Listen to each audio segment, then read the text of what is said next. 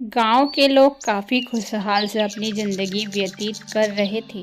उसी गांव में शंभू नाम का एक किसान रहा करता था। किसान अपनी पत्नी सुमित्रा के साथ रहता था। सुमित्रा भी अपने पति से बहुत ही प्यार करती थी। वह हर परिस्थिति में अपने पति का साथ दिया करती थी। एक दिन की बात है जब शंभू अपनी पत्नी से कहता है, सुमित्रा, इतने दिनों से मेरी फसल नहीं हो रही और सारा बोझ मेरे सिर पर आ गया। घर में कितना खर्चा होता है, मोंटू की पढ़ाई, ऊपर से घर खर्च, और तुम्हें तो पता ही है हमारे समाज में जाना आना, ये सब मिलाकर मेरे ऊपर काफ़ी ज़्यादा कर्ज हो गया है। मुझे समझ ही नहीं आ रहा कि अब मैं क्या करूं। सुमित्रा अपने पति से कहती है, आप चिंता क्यों करती हो जी? आपको तो पता ही है मेरे पास कितने सारे जेवर रखे हैं। और वो जेवर किस काम के हैं? वो जेवर आप ना सेठ को दे आइए जिससे आपने कर्ज लिया है, क्योंकि अगर आपके ऊपर ब्याज बढ़ गया तो फिर हमारे लिए पैसे देना मुश्किल हो जाएगा और फसल का कोई भरोसा कहाँ होता है। आपको तो ये बात पता ही है। हाँ सुमित्रा, अगर तुम नहीं होती तो पता नहीं मेरा क्या होता। आप ऐसी बातें क्यों करती हो जी? अगर मैंने आपसे शादी की है तो मैंने आपसे ये वादा भी तो किया था ना कि हर परिस्थिति में आपका साथ दूंगी, इसीलिए मैं आपका साथ दे रही हूँ। सुमित्रा अपने पति को सारे जेवर दे देती है और वहाँ जेवर उसका पति सेठ को दे आता है। सेठ जी, ये लीजिए, जितना भी कर्ज मैंने आपसे लिया था उसके लिए मेरे पत्नी ने उसके सारे जेवर दे दिए हैं। अब ये सब जेवर मिलाकर मुझे लगता है कि सारा कर्ज खत्म हो जाएगा। अरे, इतने से जेवर से क्या ही होगा, तुम्हें तो पता ही है ब्याज लगाया था मैंने तुम्हारे पैसों पर, तो ब्याज कौन भरेगा? ब्याज भी तो तुम्हें ही भरना पड़ेगा ना। वो तो पता है सेठ जी, लेकिन ब्याज तो थोड़ा ही होगा ना। आप जोड़ तोड़ कर मुझे बता दीजिए कि ब्याज कितना है। सेठ उसे इतना ब्याज बताता है कि जिससे शंभू हैरान हो जाता है। अरे सेठ जी, क्या बात कर रहे हो? 6 महीने तो हुए ही थे और इतना ब्याज कैसे हो गया? तुम्हें पता नहीं क्या शंभू, इस गांव में सिर्फ मैं ही एक ऐसा इंसान हूँ जो ब्याज पर पैसे देता हूँ और सारे गांव वालों को मैं इतना ही ब्याज लगाता हूँ जितना कि तुम्हें लगाया। तुम्हें चौकन्ना होने की ज़रूरत नहीं है, क्योंकि तुमने जब मुझसे पैसे लिए थे तो यही बात कही थी कि मैं तो आपका ब्याज जितना भी होगा वहाँ लौटा दूंगा।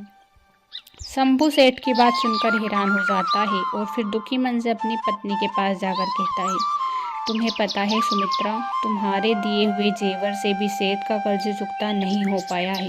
ब्याज तो रह गया और सेठ ने जितना ब्याज बताया ना, उतना ब्याज सुनकर तो मैं खुद भी हैरान हो गया।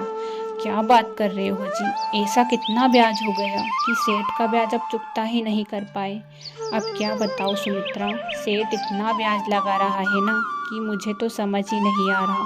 फसल आने में भी काफ़ी ज़्यादा वक्त है और अब के सब कैसे हो पाएगा। आप हिम्मत मत हारिए जी, मैं आपके साथ हूँ और जब तक मैं आपके साथ हूँ हम दोनों मिलकर ही काम करेंगे और ब्याज सारा चुकता कर देंगे। सुमित्रा, तुम्हें नहीं पता क्या कि हमारे ऊपर कितना कर्ज था और कर्ज का ब्याज कितना हो गया है, और ऊपर से हमारा घर खर्च चलाना मुश्किल हो रहा है। तुम्हें पता है ना, राशन का अभी भी सारा सामान समाप्त हो गया है। वो सब मुझे पता है जी। मुझे लगता है कि आप रामू भैया के पास जाइए और राशन का सामान ले आइए। उनके पैसे हम बाद में दे देंगे। रामू भैया आपसे मना नहीं करेंगे, क्योंकि उनको तो पता ही है आपके बारे में। अच्छा ठीक है, अगर तुम कह रही हो तो मैं ऐसा कर लेता हूँ। तुरंत ही शंभू रामू की दुकान पर जाता है और रामू से कहता है, रामू, मुझे कुछ राशन का सामान चाहिए, लेकिन पैसे अभी नहीं दे पाऊँगा, क्योंकि तुम्हें पता है ना घर की परिस्थिति कैसी चल रही है। सेठ जी का कर्ज चुकता किया लेकिन ब्याज तो नहीं दे पाया। अब वो ब्याज पर ब्याज लगाएंगे, इसीलिए मैं तुम्ही से मांगने आया हूँ। हाँ ज़रूर, तुम मेरे अच्छे मित्र हो और मैं तुम्हें इस बात से कभी इनकार नहीं करूँगा। तुरंत ही रामू शंभू को कुछ सामान दे देता है, जिससे शंभू खुश हो जाता है और पत्नी से जाकर कहता है, अगले ही दिन मैं मेहनत करूँगा और सेठ जी का कर्ज चुकता करने की पूरी कोशिश करूँगा, ताकि अगली बार से ना हमें सेठ से पैसे लेने की ज़रूरत पड़े, ना ही हमारे ऊपर कर्ज हो। तुरंत ही शंभू खेतों पर जाता और मेहनत करने लगता है। इस बार दोनों पति पत्नी बड़े ही मेहनत और लगन से खेतों पर काम कर रहे थे और शायद उनकी फसल भी इसी तरह हुई थी जिस तरह उन्होंने सोचा था। सुमित्रा, देखो हमारी मेहनत का फल। आज हमारी मेहनत का फल खेतों पे लहलहा रहा है।